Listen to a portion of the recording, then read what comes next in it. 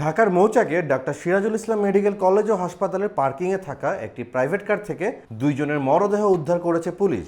ঘটনাস্থলে চলছে তদন্ত।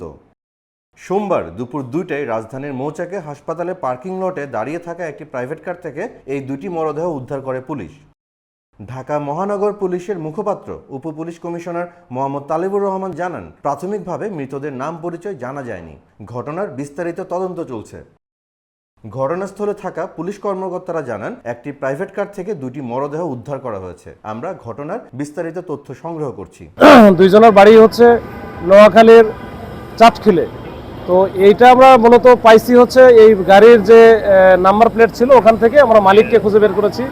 মালিকের বাড়িও হচ্ছে চাটখিলে বাড়ি। তো মালিকের কাছ থেকে মালিক হচ্ছে এখন চাটখিলে আছে, তার সাথে কথা হয়েছে, সে আসতেছে।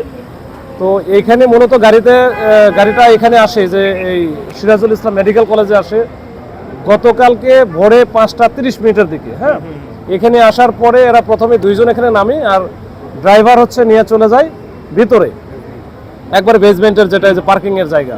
তো ওইখানে নিয়ে চলে যায়, দুইজন এখানে কথা বলে মালিক হচ্ছে এখান থেকে, ওই মালিকও আসছিল, সে এখান থেকে আবার বেরিয়ে চলে যায়। আর সাথে যে ছিল ওর নাম মিজান, এই মিজান আবার ওই গাড়িতেই চলে যায়, গাড়ির উপর ওখানে গাড়িতে চলে যায়।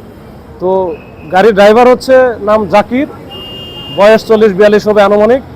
আর সাথে সেকেন্ড সিটারে যেখানে বসা ছিল তার নাম হচ্ছে মিজান, তার বয়স এরকম 38-40 হতে পারে। তারাও একই এলাকায় বাড়ি এবং এরা পরস্পরের সাথে সম্পৃক্ততা আছে বা এদের হচ্ছে চেনা জানা পরিচয় আছে।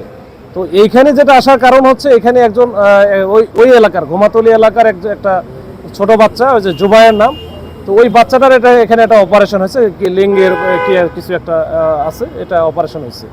এই অপারেশন তার কালকে রিলিজ হওয়ার কথা ছিল। হাসপাতাল সূত্রে জানা গেছে, গত শনিবার ভোর 5:30টার দিকে গাড়িটি পার্কিংয়ে প্রবেশ করে। তখন নিরাপত্তা কর্মীদের বলা হয় গাড়িতে রোগী আছে। 10 তারিখ সকাল 5টা 45 মিনিটে আমাদের বেসমেন্টে ইন হয়। একটা পিছনে ছিল আর একটা সেকেন্ড সিটারের ওই সিটে ছিল। দুদিন ধরে গাড়িটি বের না হওয়ায় সন্দেহ হয় নিরাপত্তা কর্মীদের। গাড়ির কাছে গিয়ে তারা ভেতরে মরদেহ দেখতে পান। এরপরই খবর দেওয়া হয় পুলিশকে। 11টা 50 থেকে 11টা 58 আনুমানিক সময়, এই সময় এই বেসমেন্টে আসার পরে দেখি গাড়ির ভিতরে দুইটা লোক শুয়ে আছে।